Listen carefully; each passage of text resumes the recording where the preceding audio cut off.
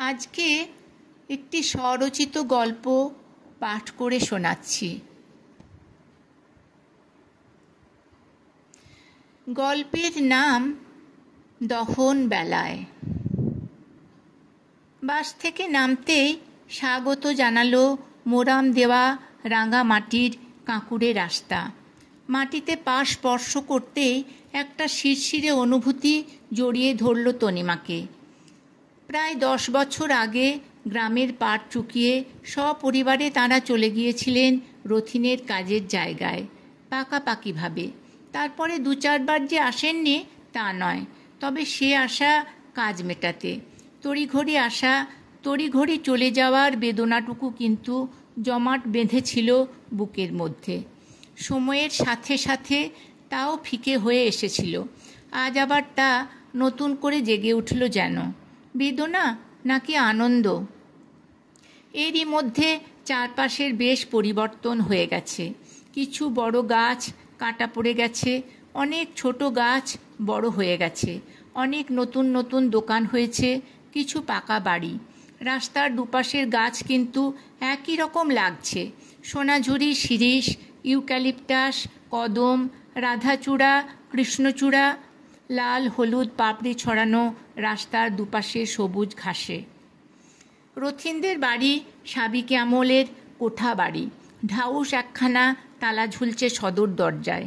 সারা বছর তালা দেওয়াই থাকে, তবে চাষের সময় আর ধান ওঠার সময় রথিন এসে ওঠেন এই বাড়িতেই। কেবল নিজের জন্য একটা ঘর ঝাড়া মোছা করিয়ে নেন, বাকি ঘর যেমনকার তেমনই থাকে।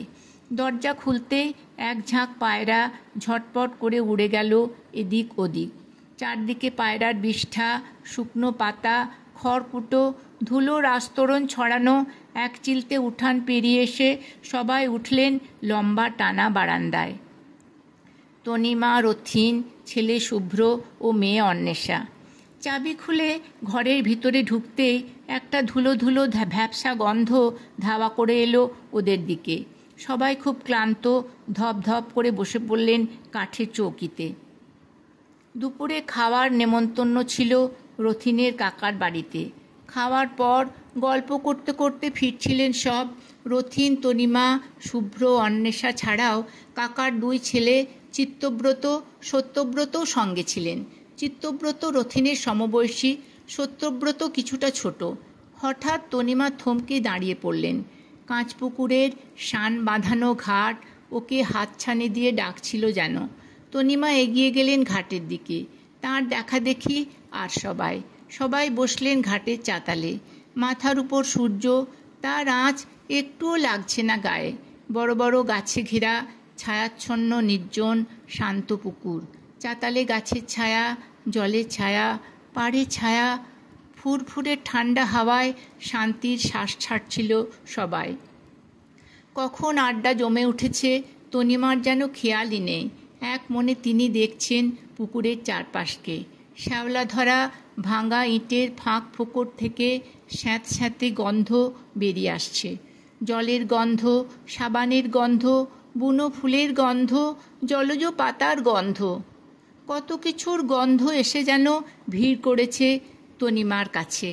পিছনের ফেলে আসা বছরগুলো যেন পাশে এসে হাজির হয়েছে। তনিমা তখন নতুন বউ। পাড়ার যা ননদদের সঙ্গে পুকুরে স্নান করতে এসেছেন, এর আগে পুকুরে কোনোদিন নামেননি। সঙ্গের সাথীরা কেমন হাপুস হুপুস করে ডুব দিচ্ছে, কেউ বা সাঁতার কাটছে। তনিমা বসে আছেন ঘাটে। কি করে পুকুরে নেমে স্নান করবেন ভেবে ভেবে অস্থির। শেষে 1 হাঁটু জলে তাকে নামালো সবাই। ঘটি করে মাথায় জল ঢেলে ঢেলে কোনো রকমে স্নান করলেন তনিমা। তার পরদিন থেকে তনিমার সাঁতার শেখার সে কি কসরত। জায়রা, ননদেরা পিতলের কলসি উপুর করে তনিমাকে সাঁতার শেখাতে শুরু করলেন।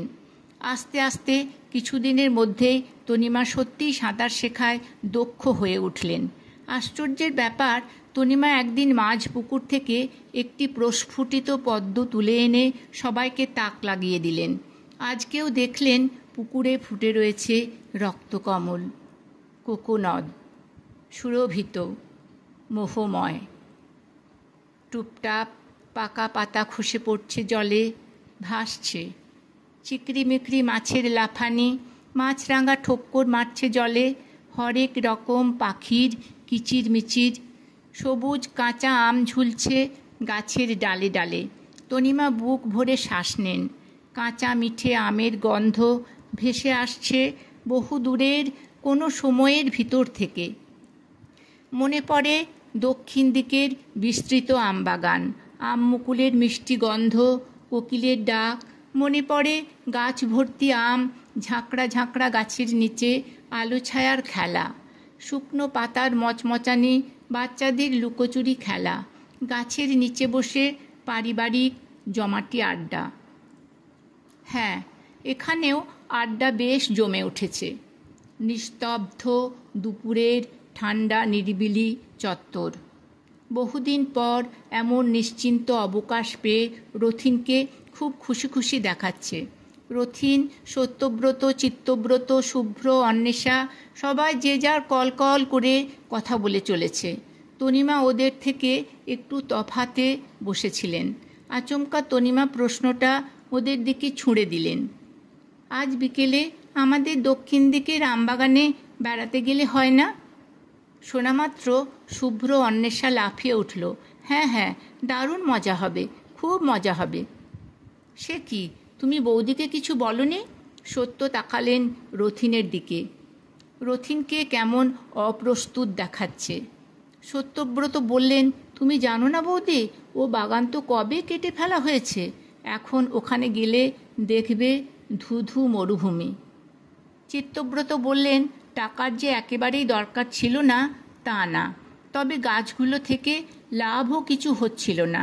গাছের আমও একটাও পাচ্ছিলাম না, লিজ দিলে ঠিকমতো টাকাও দেয় না, তাই বেচেই দিলাম। বাগানটায় রথিনদের ভাগ ছিল।